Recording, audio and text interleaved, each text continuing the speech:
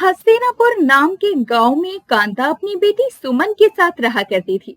सुमन जब 1 साल की थी, तो कांता के पति रमाकांत का एक दुर्घटनावश देहांत हो गया था, जिसके बाद से कांता ने सुमन की परवरिश अकेले ही की थी।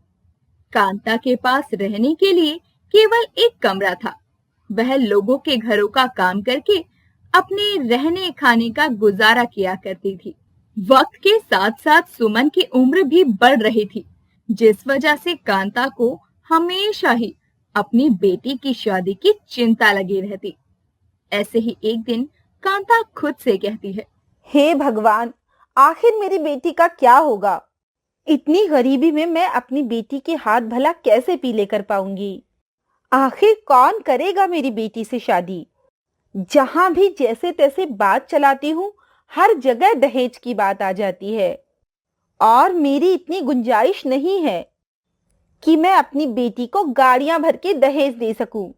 आखिर कैसे होगी मेरी बेटी की शादी? कांता सोच ही रही होती है कि तभी वहां पर सुमन आ जाती है और अपनी माँ को ऐसे हताश परेशान देखकर बोलती है, माँ, क्या हुआ? तुम ऐसे उदास क्यों हो और ऐसे अकेली बैठ के क्या सोच रही हो? सोचना क्या है बेटा, बस तेरी शादी की चिंता मुझे दिन रात खाती जाती है। समझ नहीं आता तेरे हाथ कैसे पीले करूं। आज तेरा बाप जिंदा होता, तू अपने घर चली जाती। अरे अरे माँ, ये क्या बात है भला? क्या ये घर मेरा अपना नहीं है? अरे ऐसा क्यों कहती हो माँ? और वैसे भी मेरा भाग्य जिसके भाग्य के साथ जुड़ा होगा ना, वो मुझे एक ना एक दिन मिल ही जाएगा। अरे बेटा, हमारे पास तो केवल एक कमरा ही है, जिसमें हम दोनों का रैन बसेरा है। तेरी शादी भी करनी है, घर भी लेना है। कुछ समझ नहीं आता सब कुछ कैसे होगा। अरे माँ, जैसा होना होगा हो जाएगा। अब इतनी चिंता मत करो। आप बस अपनी सेहत का ख्याल रखो, बाकी सब हो जाएगा। चलो खाना खा लो, ठंडा हो रहा है।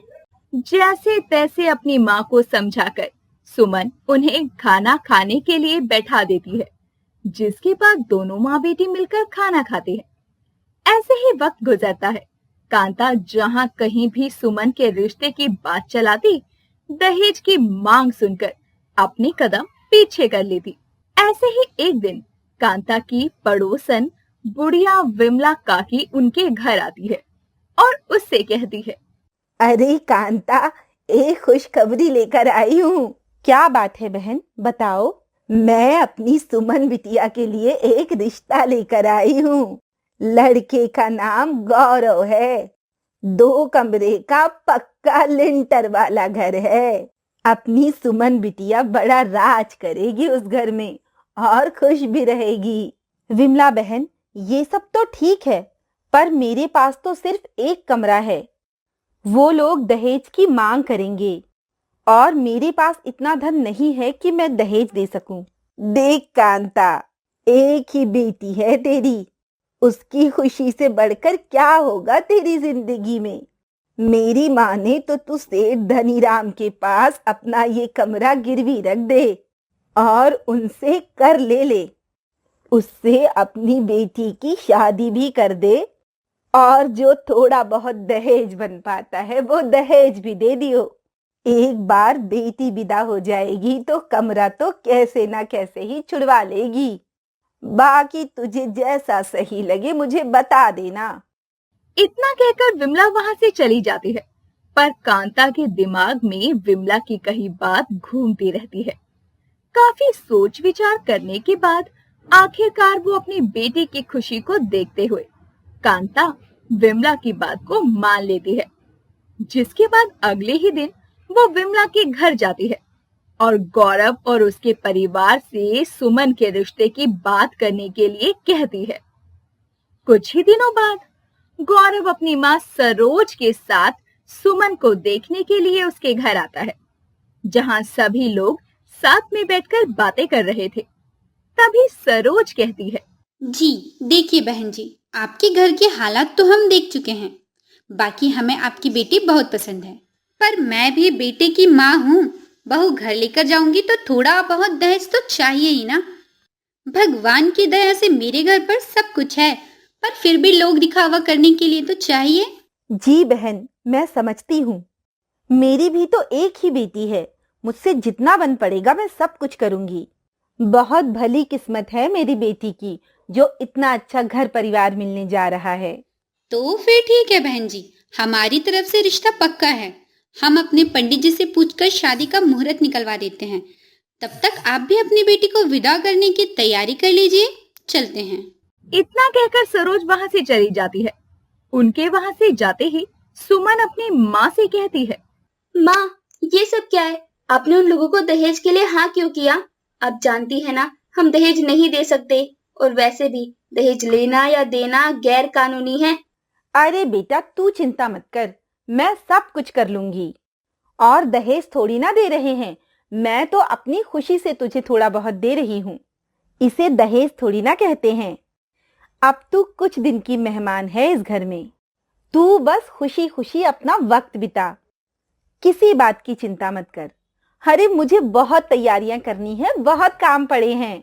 सुमन की बातों का गोलमोल जवाब देते हुए कांता वहां से चली जाती है। जिसके बाद ऐसे ही वो गांव के सेठ धनीराम के पास जाती है और उसे अपनी सारी परिस्थितियां बताती है।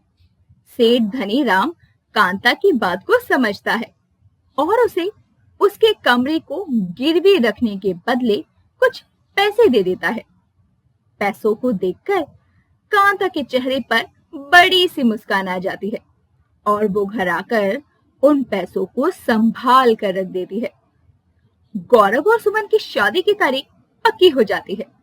दोनों घरों में शादी की तैयारियां जोरों शोरों से शुरू थी। इसी बीच सरोज का एक दिन कांता के पास फोन आता है और सरोज कहती है, बहन जी, मैंने ये कहने के लिए फोन किया था कि सारी तैयारियां हो गई है ना? मेरे कहने का मतलब है कि दहेज वगैरह का देख लिया ना आपने? जी बहन जी, आप चिंता मत कीजिए, हमारी तरफ से कोई कमी नहीं होगी। अब बस आप खुशी खुशी मेरी बेटी को विदा करके ले जाइए, इससे ज्यादा कुछ नहीं चाहिए। मेरी बेटी को सभी सुख मिले, बस मेरी यही आखिरी ख्वाहिश है। सुनकर बढ़िया लगा। बाकी मिलते हैं जिस दिन बारात लेकर आएंगे। इतना कहकर सरोज फोन रख देती है और कांता खुद से कहती है, हे भगवान, जिंदगी में पहली बार अपनी बेटी से छुपाकर कुछ कर रही हूँ। उसे खबर नहीं है कि मैंने अपने इस कमरे को गिरवी रख दिया है। बस मेरी बेटी के ब्याह में मेरी इज्जत रख लेना। भगवान, मेरी बेटी हंसती खेलती बस इस चौखट से विदा हो जाए। बस फिर मेरे पास घर रहे या ना रहे, मुझे कोई दिक्कत नहीं है। इतना कहकर कांता अपने कामों में लग जाती है। वक्त बीतता है। गौरव और सुमन की शादी की सारी तैयारियां हो जाती है। तिथि अनुसार नाचती गाती गौरव की बारात सुमन के द्वार पर आ खड़ी होती है। पंडित जी फेरे करवाने की तैयारी में लगे थे। विधि विधान के अनुसार गौरव और सुमन के फेरे हो जाते हैं। पर जैसे ही गौरव सुमन की मांग में सिंदूर भरने को होता है, तभी सरोज उसे रोकते हुए कहती है, अरे रुक जा बेटा, एक बार मुझे जरा देख तो लेने दे कि ये लोग अपनी बेटी को दहेज में क्या दे रहे हैं। फिर मांग भरना तुम इस लड़की की। कहीं ऐसा ना हो कि इसकी मांग भर दो और ये हमें खाली हाथ ही भेज दे। अरे नहीं नहीं बहन जी, आप आइए, मैं आपको दिखाती हूँ। अपनी बेटी की जरूरत का सारा सामान लेकर रखा है। 1 मिनट माँ, आप इतना सारा दहेज कहाँ से लेकर आई? आपके पास इतने सारे पैसे कहाँ से आ गए? आपने इन लोगों की हर एक डिमांड को पूरा कर दिया क्या? मैं जान सकती हूँ कि आपने मुझसे बिना पूछे, मुझे बिना बताए हमारा इकलौता घर, इकलौता कमरा गिरवी रख दिया, वह भी किस लिए? सिर्फ मेरी शादी में दहेज देने के लिए? सुमन के मुंह से सच सुनकर कांता के पैरों तले जमीन खिसक जाती है और इससे पहले कि वो कुछ बोल पाती, तभी सुमन कहती है, अगर गरीब की माँ दहेज नहीं दे पाएगी तो क्या गरीब की बेटी की शादी नहीं हो पाएगी? सारी जिंदगी कुंवारी रह जाऊंगी। उसके भाग्य में सुख लेना नहीं लिखा क्यों? आंटी जी, आपका बेटा है, इसका मतलब आपके पास घमंड है। मेरी माँ के पास बेटी है तो उनकी कोई इज्जत नहीं? अरे आप भी तो किसी की बेटी है ना। अगर आपके पिताजी के पास भी मेरी माँ की तरह धन दौलत ना होती तो क्या आपकी शादी हो जाती क्या? आपको माँ बनने का सुख मिलता आज? आप अपनी बेटे की बारात लेकर आती मेरे घर? बेटा तू शांत हो जा, ऐसे मत बोल। बड़ी मुश्किल से तो तेरा रिश्ता पक्का हुआ है। अरे मैं जैसे तैसे करके सब कुछ कर लूंगी, तू मत बोल बेटा। नहीं माँ, जो रिश्ता दहेज और अपनी इज्जत को दांव पर लगाकर बना हो, मैं उस रिश्ते में कभी नहीं बन सकती। मैं उसी घर में शादी करूंगी जहां दहेज जैसी किसी आग की एक चिंगारी भी ना हो। ऐसी ही दहेज की आग में न जाने कितनी ही लड़कियां कुंवारी मर रही हैं और कितनी शादी करके मर रही हैं। मेरी माँ के पास इकलौता कमरा था जो लोगों के दबाव में आकर उन्होंने मुझे दहेज देने के लिए गिरवी रख दिया। कल को अगर कुछ हो जाए तो कौन रखेगा मेरी माँ का ख्याल? कौन सहारा देगा मेरी माँ को? जवाब है नहीं। बोलो, बोलते क्यों नहीं आप लोग? सुमन की बातों को सुनकर सभी लोगों का सर शर्म से झुक जाता है, जिसके बाद सरोज कांता से माफी मांगती है और बिना दहेज की सुमन और गौरव की शादी होती है। शादी के बाद गौरव कांता की धनीराम का कर्जा उतरवाने में मदद भी करता है और इसी तरह सुमन अपने अस्तित्व की एक नई मिसाल कायम करती है। उम्मीद है दोस्तों ये वीडियो आपको पसंद आई होगी। वीडियो को लाइक करें, शेयर करें और चैनल को सब्सक्राइब करना ना भूलें। तो देखिए, इस तरह से हम अपने सभी इंग्रेडिएंट्स को रेडी कर लेंगे। उसके बाद हम अपनी फेवरेट चॉकलेट को मेल्ट कर लेंगे और अपनी रेडी की हुई मैगी में मिला देंगे। एंड फाइनली थोड़ी सी मेहनत और बहुत सारी प्यार के साथ हमारी चॉकलेट मैगी बनकर एकदम रेडी है खाने के लिए। I hope you like my video so much. इतना कहकर रूपम अपनी डिश को पूरा करती है। तभी सभी रिपोर्टर्स में मौजूद उन्नति नाम की एक रिपोर्टर बोलती है, मैम, आज तक हमने बहुत तरीके की मैगी खाई है। चीज वाली मैगी, कून वाली Maggi, vegetable Maggi, Maggi with pasta, लेकिन कभी चॉकलेट मैगी नहीं खाई। आपके दिमाग में ये चॉकलेट मैगी बनाने का आइडिया कहाँ से आया? और आइडिया आया तो आया, आपने तो हर किसी के दिल को ही जीत लिया। हर बच्चा हो या बड़ा, हर किसी की जुबान पर बस आपकी चॉकलेट मैगी की ही चर्चा है। क्या हम चॉकलेट मैगी की कहानी जान सकते हैं? आप हमारी जनता के साथ अपनी कहानी को शेयर करना चाहोगी? हाँ, क्यों नहीं, जरूर। आज मैं आपको अपने जीवन की कुछ बातें बताती हूँ, जहाँ से इस चॉकलेट मैगी की शुरुआत हुई थी। इतना कहकर रूपम अपनी जीवन कथा के बारे में बताना शुरू कर देती है। रूपम एक बहुत ही गरीब घर में जन्मी हुई लड़की थी, जिसके घर में 2 वक्त का खाना भी बड़ी ही मुश्किल से मिलता था। रूपम अपनी माँ सुधा के साथ अपने घर से काफी दूर रमीला की कोठी में घर का काम किया करती थी। ऐसे ही एक दिन दोनों माँ बेटी घर का काम कर रही थी। तभी वहाँ पर रमीला आती है और कहती है, अरे हुआ नहीं क्या काम अभी तक? जी मालकिन, बस हो ही गया। ठीक है, काम खत्म करके रसोई में आ जाना। राशन आ गया है, वो रखना है डब्बों में डालकर। जी मालकिन, ठीक है। थोड़ा जल्दी जल्दी हाथ चलाओ। इतना कहकर रमीला वहाँ से चली जाती है।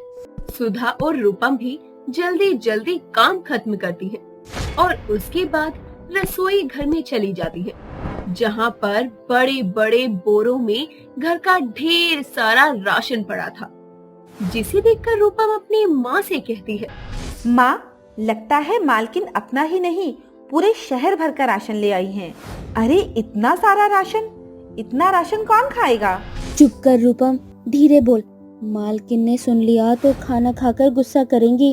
इतनी मुश्किल से तो दाना पानी चल रहा है, कहीं काम से निकाल दिया तो लेने के देने पड़ जाएंगे। हाँ ठीक है ना, कुछ नहीं कहूँगी, पर फिर भी सोचने वाली बात है, बहुत सारा राशन है। रूपम इतना बोल ही रही थी कि तभी वहाँ पर रमीला आ जाती है और कहती है, रूपम, सुधा, जितना भी नया राशन आया है सबको डब्बों में भर दो। और हाँ, जो चीज इसमें पुरानी पड़ी हो उसे बाहर निकाल देना। वो हमारे किसी काम की नहीं है, खास तौर से जो एक्सपायर हो गई हो। पढ़ना लिखना तो आता है ना, इतना तो जानती हो ना? हाँ जी मालकिन, मैं पढ़ी हूँ ना, मैं चेक कर लूंगी, आप चिंता मत कीजिए। अब बस आराम कीजिए, हम सभी सारे काम कर देंगे। रूपम की बात सुनकर रमीला वहाँ से चली जाती है, जिसके बाद रूपम सुधा मिलकर राशन के भारी बोरों को खोलते हैं और एक एक करके सारा राशन डब्बे में भर देते हैं। सारी रसोई में राशन रखने के बाद कुछ चॉकलेट और मैगी जो कि थोड़े पुराने हो गए थे वो बचे थे और उन्हें निकालकर वो एक पन्नी में डाल देते हैं। जिसके बाद दोनों रमीला के पास जाती है और रूपम कहती है, मालकिन जो भी एक्सपायर सामान था बस अब हमने निकाल कर एक बोरे में भर दिया है और साइड में रख दिया है। और ये कुछ मैगी और चॉकलेट के पैकेट्स हैं, ये थोड़े पुराने हो गए थे, तो जैसा आपने कहा था हमने इन्हें भी अलग कर दिया। अब बताइए इसका क्या करना है? करना क्या है? कचरे के डिब्बे में फेंक दो, हम इसका क्या करेंगे? ज्यादा पुराना सामान हम इस्तेमाल नहीं करते। मालकिन आप फिर से इन्हें कचरे के डब्बे में मत फेंकिए, आप इन्हें मुझे दीजिए, मैं इस्तेमाल कर लूंगी। ठीक है ले जाओ, मुझे कोई दिक्कत नहीं है, मुझे बस काम से मतलब है और किसी चीज से नहीं। अभी तो घर जाओ, टाइम पे आ जाना। रमीला की बात सुनकर सुधा और रूपम मैगी और चॉकलेट वाली पन्नी लेकर अपने घर आ जाती है और सुधा रूपम से कहती है, रूपम तो ये सब क्यों ले आई? भला इन सब का हम क्या करेंगे? अरे हम सूखी दाल रोटी खाने के आदी हैं, ये मैगी चॉकलेट हमें नहीं भाती, तो फिर क्यों ले आई? अरे माँ बैठ जाओ, आज मैं आपको चॉकलेट मैगी बनाकर खिलाऊंगी। जब मैंने इन चीजों को देखा था ना, तभी मेरे दिमाग में ना एक रेसिपी घूमने लग गई थी। बस अब मैं उसे बनाकर देखूंगी, आप खाकर बताना कि कैसी बनी है। इतना कहकर रूपम जल्दी से चूल्हा जलाती है और काफी दिमाग लगाने के बाद आखिरकार रूपम गर्मा गर्म चॉकलेट वाली मैगी बनाकर ले आती है और सुधा को चखने के लिए कहती है। जैसे ही सुधा चॉकलेट मैगी को चखती है, उसे वो मैगी बहुत अच्छी लगती है और उसके बाद में उसकी आंखों में चमक आ जाती है और सुधा कहती है, अरे वाह क्या स्वाद है इसका, तो बड़ी कमाल की लग रही है, मीठी मीठी, बड़ी ही स्वाद। आज तक कभी मैंने ऐसा कुछ नहीं खाया बेटा जैसा तूने बनाया है। अरे देखा माँ, आपकी बेटी के हाथ का जादू है जो अच्छी लग रही है ना। अरे आज तक लोगों ने बहुत तरीके की मैगी खाई है, लेकिन ऐसी चॉकलेट वाली मैगी कभी किसी ने नहीं खाई होगी। अगर किसी को इसे खाना है फिर तो रूपम के पास ही आना पड़ेगा और किसी के पास ये रेसिपी नहीं मिलेगी। रूपम की बात सुनकर सुधा मुस्कुराने लगती है, जिसके बाद दोनों माँ बेटी आराम से बैठकर चॉकलेट मैगी का मजा लेती है। ऐसे ही वक्त बीतता चला जाता है। रमीला अपने परिवार के साथ विदेश में हमेशा के लिए शिफ्ट हो जाती है, जिसके बाद रूपम और सुधा बेरोजगार हो जाती है। कई जगह काम की तलाश के बाद भी उन दोनों को कोई काम नहीं मिलता। घर के हालात भी खराब होने लगे थे। एक शाम रूपम अपनी माँ से कहती है, घर के हालात और हम दोनों के हालात दिन ब दिन बेकार होते जा रहे हैं। अगर ऐसा ही चलता रहा तो हम दोनों भूखे ही इस दुनिया से चल बसेंगे। अपना पेट पालने के लिए और इस घर को चलाने के लिए मेरे पास एक तरकीब है माँ, बस मुझे आपका साथ चाहिए। हाँ बेटा बोलना, मैं तेरी क्या मदद कर सकती हूँ? माँ वो जो पायल आपने मेरी शादी के लिए बचा कर रखी है, आप उसे बेचकर मुझे कुछ पैसे लाकर दे दो। मैं अपना चॉकलेट की मैगी का ठेला लगाऊंगी। मुझे पक्का यकीन है कि मेरे हाथ का स्वाद लोगों के दिलों को जरूर छू जाएगा। बस मेरी मदद कर दो माँ। पर बेटा वो तो मैंने तेरी शादी के लिए रखे हुए हैं, कल को तेरी शादी होगी तो तुझे क्या दूंगी? अब तेरी भी तो उम्र हो गई है, तेरे हाथ भी तो पीले करने हैं। तू अगर इन कामों में लग जाएगी तो तेरी शादी कैसे होगी? बेटा मेरे प्राण का तो पता नहीं कितने दिन बचे हैं मेरी जिंदगी के, ऐसे तो काम नहीं चल सकता ना। माँ भरोसा रखो और मेरा साथ दो, वादा करती हूँ आपको अच्छा नहीं ज्यादा अच्छा वक्त ला कर दूंगी। बस आप मेरा साथ दे दो माँ। रूपम जैसे तैसे अपनी माँ को पायल बेचने के लिए मना लेती है। सुधा पायल बेचकर रूपम के हाथ में पैसे रख देती है, जिसके बाद रूपम अपनी चॉकलेट मैगी का ठेला लगाने का सारा सामान और ठेला दोनों ले आती है और अगले ही दिन से वो अपनी चॉकलेट मैगी का ठेला लेकर शहर की ओर निकल जाती है। शहर के लोग चॉकलेट मैगी का नाम सुनते ही बुरा सा मुंह बना लेते हैं, पर लोगों के ऐसे हाव भाव देखकर भी रूपम अपना दिल छोटा नहीं करती और हर दिन अपना ठेला लेकर शहर की ओर निकल जाया करती। ऐसे ही एक दिन युवराज नाम का एक लड़का आता है और बोलता है, हेलो मैम, मैं हूँ युवराज और मैं एक वीडियो व्लॉगर हूँ जो ऐसे ही स्ट्रीट फूड के वीडियो बना बनाकर अपने चैनल पर अपलोड करता हूँ, जिससे मेरा भी नाम हो जाता है और फूड वालों का भी भला हो जाता है। वैसे मैंने बहुत जगह बहुत तरीके की मैगी ट्राई की है, लेकिन एक चॉकलेट मैगी सुनने में काफी यूनिक है, इसलिए मैं आपका वीडियो बनाकर अपने चैनल पर अपलोड करना चाहता हूँ और साथ ही टेस्ट करके भी देखना चाहता हूँ। यार कैसी होती है? I am so excited. चलिए शुरू करते हैं। इतना कहकर युवराज बातें करते करते रूपम की चॉकलेट मैगी बनाते हुए वीडियो रिकॉर्ड करता है। साथ ही उसके हाथ की बनी हुई चॉकलेट मैगी की खूब तारीफ करता है और उसकी पत्नी भी वीडियो को अपने चैनल पर अपलोड कर देती है।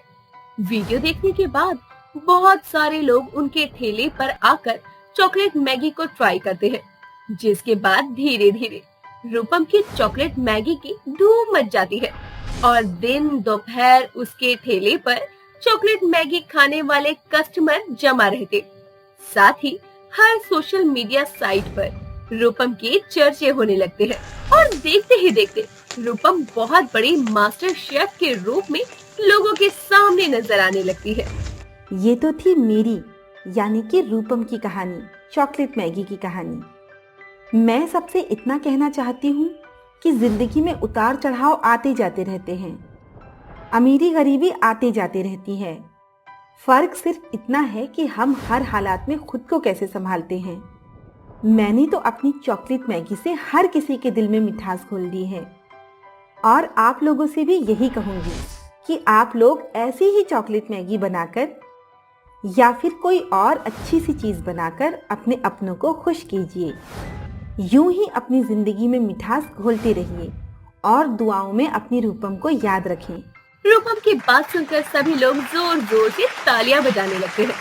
साथ ही चॉकलेट मैगी के साथ साथ रूपम आए दिन लोगों के साथ अच्छी अच्छी खाने की रेसिपीज को शेयर किया करती और लोगों में प्यार बांटती चलती और साथ ही वो चॉकलेट मैगी वाली गरीब के नाम से अपना खुद का एक बहुत बड़ा होटल खोलती है और सफलता के आकाश को चूमती है।